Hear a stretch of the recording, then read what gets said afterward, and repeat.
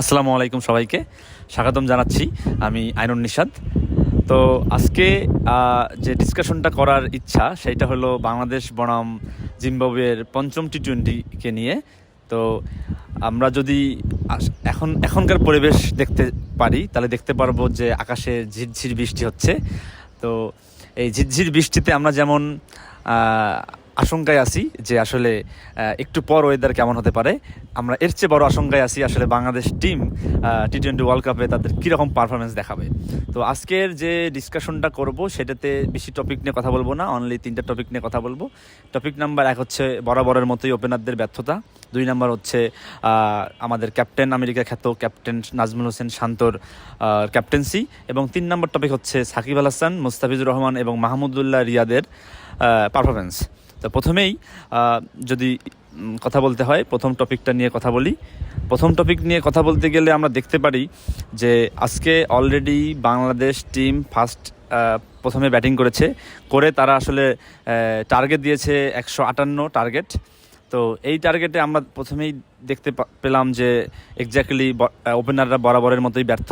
তারা আসলে back to back যেভাবে উইকেট দিয়ে গেছেন আসলে এটা কাম্য নয়। তো নেক্সট টপিকে আমরা যদি আসি, নাজমুল হোসেন শান্ত তার ক্যাপ্টেন্সিতে আসলে তিনি কতটা যৌক্তিক, এবং তিনি নিজে আসলে ব্যাটসম্যান হিসাবে ফর্মে নাই এই মুহূর্তে। তারপরেও একজন আউট অফ ফর্ম প্লেয়ার একটা দলকে কিভাবে অনুপ্রাণিত করতে পারে এই বিষয়টা নিয়ে আসলে অনেক জায়গায় অনেকবার কথা হয়েছে। এই বিষয়টা নিয়ে নতুন করে কথা বলতে চাই না।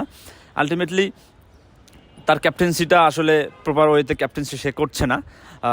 কি বিষয় নিয়ে সে আসলে ক্যাপ্টেন্সি প্রপারলি করতে পারে এই বিষয় নিয়ে হয়তো বা আরও পরে আর একটা ভিডিওতে কথা বলবো।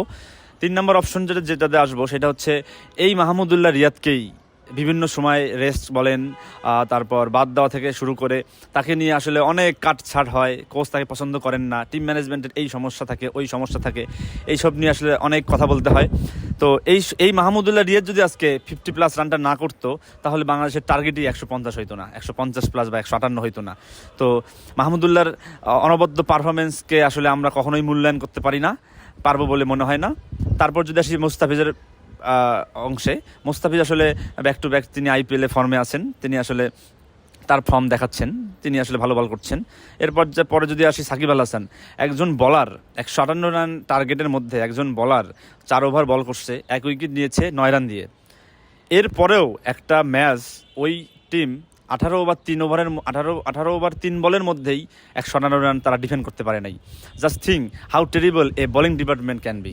তো এই টিমটাকে নিয়ে আমরা টি-20 ওয়ার্ল্ড কাপে খেলতে যাচ্ছি, এবং আমাদের ক্যাপ্টেন্সিতে আছে ক্যাপ্টেন আমেরিকা খ্যাত নাজমুল হোসেন শান্ত। তো এই বিষয়টা নিয়ে আমরা কতটা আমরা সন্তুষ্ট থাকতে পারি বা কী রকম পারফরমেন্স করতে পারি আমরা বুঝতেই পারছি। এই বিষয়গুলো নিয়ে আসলে টিম ম্যানেজমেন্টের অনেক কিছু করার আছে, এবং টিম ম্যানেজমেন্ট আসলে কী প্ল্যান করে কী মনে করে আগাচ্ছে এটাই আসলে বোধগম্য নয় আমাদের জন্য। তবু আমরা প্রত্যাশা করব এই পারফরমেন্স থেকে বের হয়ে জিম্বাবুয়ের মতো টিমের সাথে এই যে জঘন্য এই পারফরমেন্স থেকে বের হয়ে তারা আসলে ভালো ক্রিকেট খেলবে এবং দেশকে জয় উপহার দেবে এবং ভালো কিছু করবে। ধন্যবাদ সবাইকে।